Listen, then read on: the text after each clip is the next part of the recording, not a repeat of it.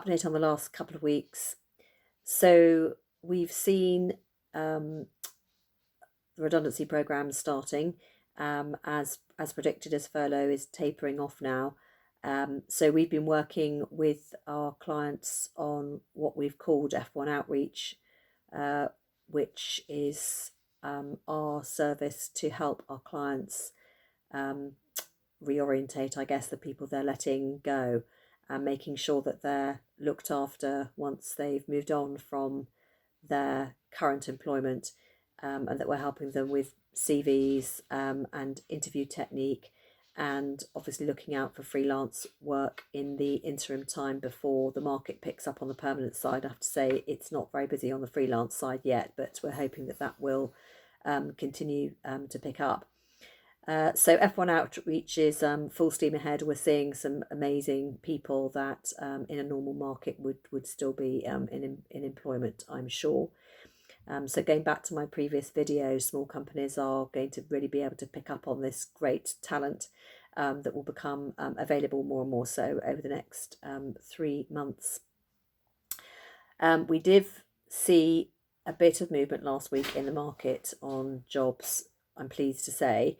It's tiny green shoots, and I really don't want to get excited at the moment, but for the first time in about 10 weeks, we actually took on some new briefs, which is really good news.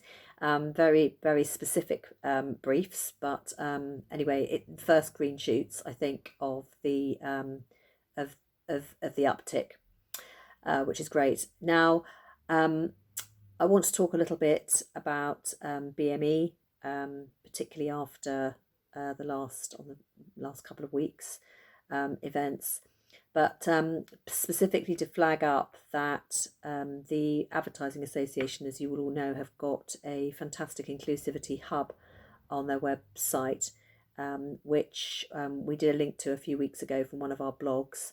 The second thing is that the CIPR are creating or have done research on inclusivity and race inside the public relations sector, both agency and in-house.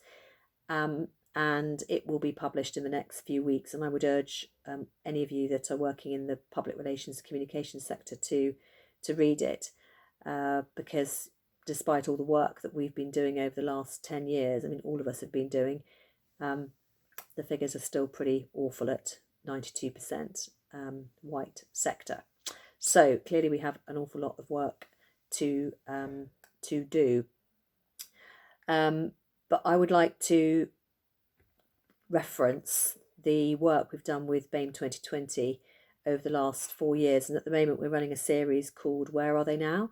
And we are shining a light on some of the BME ambassadors, the BAME 2020 ambassadors that we helped us launch BAME 2020 back at Google offices in 2016. And they're telling their stories on where they are now in the sector. And you'll see that some of them are doing very well inside our sector, but others have felt they may need to move on from the sector in order to fulfill their career ambitions. And this is something that comes out in the CIPR report. So, as I said, I would urge you all to read it when it comes out, and there'll be a link to it from our website as well. One of the things that Adrian and I are doing, as you know, Adrian and I founded BAME 2020 4 years ago, and our two very simple goals were to help the industry attract 20% of the talent from a BME background, and to keep that 20% in right the way to the very top jobs. Now, we've done pretty well through my recruitment business. We now see about 22% from a BME background, but we have really struggled with the black group inside the BME. It's always hovered around 4 to 5% of the total, and it should be so much higher than that.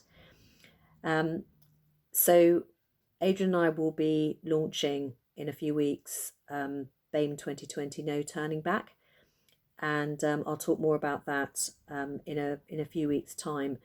But that will be delivered by Adrian's company, Brands with Values, and by F1 Recruitment, and that will be a program that will work alongside consultancies and in-house teams to help them ensure they have the right culture and value set in order for BME talent to really thrive and develop inside our organisations and our sector without feeling that they need to leave within 5 to 6 years, 8 years, in order to fulfil their career ambitions outside the sector or independently.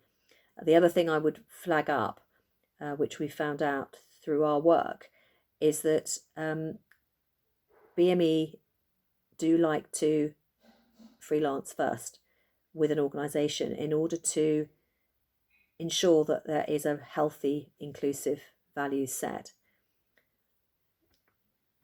And I would urge all organisations that if you want to tap into a BME community, the freelance and contract sector is one way to access that great talent pool.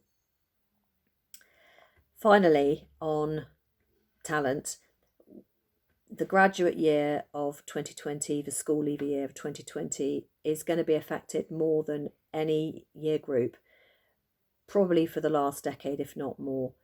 And as we all sit and come through the end of our redundancy programs, I would urge everybody, anyone that's listening to this, that's a leader in their organisation, to really think about hiring, even on a contract basis for 6 months, just to give these youngsters a foothold in our sector, an opportunity to get into your company.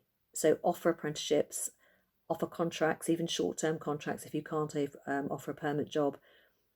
But please don't put your graduate recruitment or your school leaver recruitment on hold, particularly for the BME community, because we will lose a whole year group, possibly 2 year groups of young people coming into our sector. And I know it's difficult. I'm facing exactly the same challenges in my own business. We have to manage our costs, we have to manage our overheads, but we also need to think ahead as to talent. And those of you that have worked with me for a long time will remember back in 2005, it was so difficult 3 years later to find people with 3 years experience, because a lot of them didn't even bother to come into our sector. And if they did, they had to freelance and contract for many years before they found their first role. We just can't let history repeat itself and for that to happen all over again. I know Boris Johnson has said that he's going to make sure there's an apprenticeship for every person that is leaving university or school this year. How? I don't know. That's going to happen. I'm waiting and watching and listening with great interest. But I think for our sector, we all need to work really hard together to make sure that we don't lose a generation of youngsters into our sector. And there's going to be plenty of enticements for them to go into other sectors, green tech, for example, that the Chancellor's going to put lots of money and programs into.